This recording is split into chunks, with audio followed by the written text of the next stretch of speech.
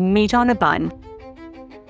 Variations on this simple and delicious idea exist in almost every culture. The humble Sloppy Joe is a classic, but today I want you to meet its insanely flavorful version from India, Keema Pao. With a few simple ingredients, you get a massive flavor upgrade. Honestly, this might be the version you make from now on.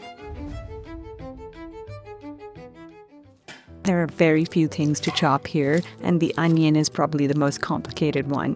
It is not complicated if you know the techniques, just be safe and go slow. The key is to have a sharp knife, and make sure you get the root, otherwise you might get comments like this one.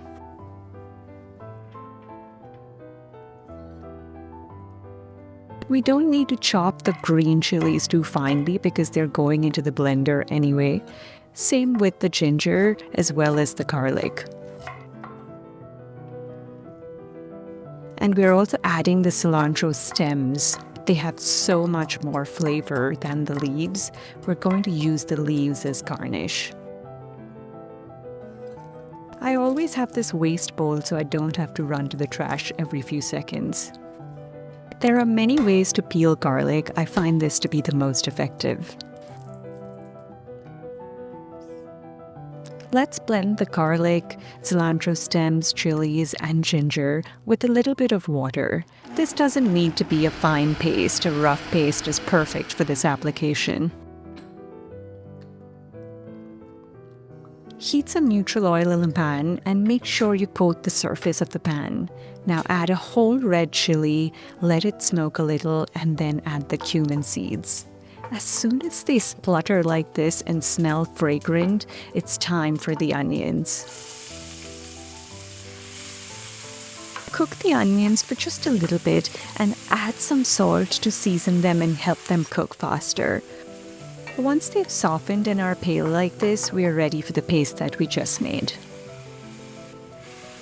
Cook this till the raw smell goes away, just a few minutes, and then add in the ground beef. Look at the brown spots on the pan. This is called fond and it adds a lot of flavor. Add the tomatoes, some salt, and the ground spices. All the details are in the description. Once you see the oil separating like that, it's time to add the water. Mix it together well and cover it and cook it for just about 5 to 7 minutes. This looks beautiful. The sauce has thickened and the beef has absorbed all of those flavors. Let's check the seasoning and adjust. If you want simple tips for authentic flavor, sign up for my weekly newsletter. The link is in the description.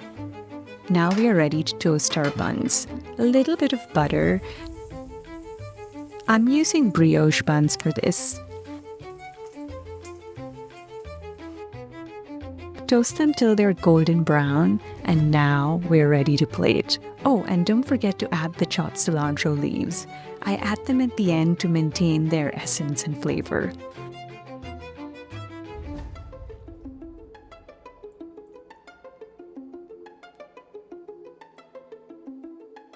Pile it up high. You want the ratios to be perfect. Look at how juicy that is. If you enjoyed this recipe, like the video and subscribe to my channel. She likes it. If you love simple flavor-packed dishes just like this one, you'll love my lazy chickpea curry, perfect for a weeknight dinner. Watch that next. Tone it down a little bit with the juice. What you think? Delicious.